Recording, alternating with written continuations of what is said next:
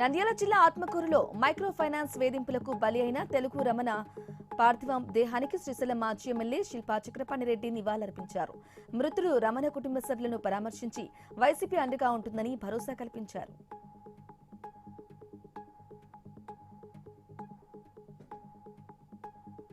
ప్రజావాణి దరఖాస్తులను త్వరితగతిన పరిష్కరించాలని కొమరం భీం ఆసిఫాబాద్ జిల్లా కలెక్టర్ హరిత అధికారులను ఆదేశించారు. కలెక్టరేట్ సమావేశ మందిరంలో నిర్వహించిన ప్రజావాణి కార్యక్రమంలో కలెక్టర్ పాల్గొని ప్రజల నుంచి వచ్చిన ఫిర్యాదులను స్వయంగా స్వీకరించారు.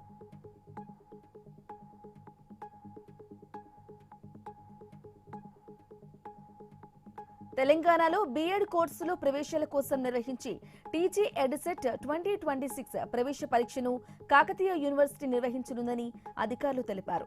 KU vice chancellor Pratap Reddy అధికారిక వెబ్సైట్ విడుదల చేశారు.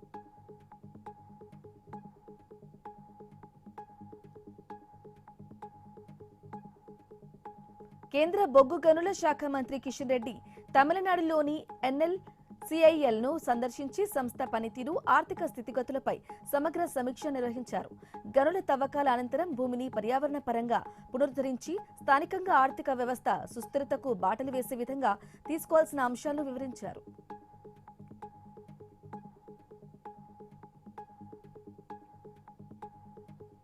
సినీ నటి మీనాక్షి చౌదరి తిరుమల శ్రీవారిని దర్శించుకున్నారు. తాను తిరుమలకు రెగ్యులర్ గా వస్తుంటానని, ఎన్నిసార్లు వచ్చినా ప్రతిసారి మొదటిసారి వచ్చిన భావనే కలుగుతుందని తెలిపారు.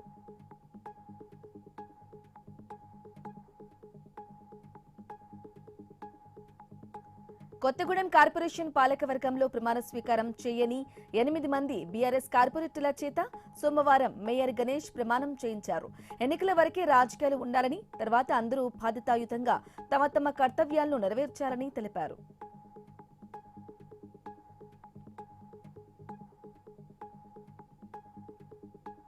ఆపరేషన్ కగా 2.0లో భాగంగా భద్రతా బలగాలు యాంటీ నక్సల్స్ ఆపరేషన్ పెద్ద ఎత్తున చేపడుతున్నట్లు బీజాపూర్ జిల్లా గల్గాం అటవీ ప్రాంతంలో పోలీసులు బలగాలు కూంబింగ్ చేపడుతుండగా మావోయిస్టులు అమర్చిన మందు పాత్ర పేలి ఒక జవాన్కు తీవ్ర గాయాలయ్యాయి.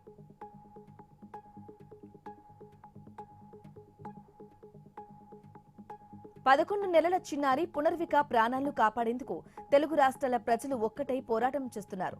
ఏలూరు జిల్లా నూజివీడులోని శ్రీ వైష్ణవి స్కూల్లో సేవ్ పునర్విక క్యాంపెయిన్ నిర్వహించి విద్యార్థుల నుంచి విరాళాలు సేకరించారు.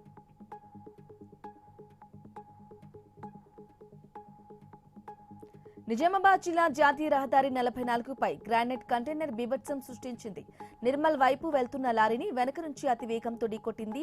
ఈ ప్రమాదంలో పలువురికి గాయాలు కాగా ఒకరి పరిస్థితి విషమంగా ఉంది.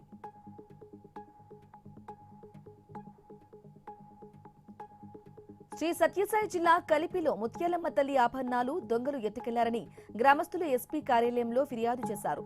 అమ్మవారి ఆభరణాల విలువ సుమారు 40 లక్షల వరకు ఉంటుందని తెలిపారు. ఇవి updates. Keep watching I news. మీతోని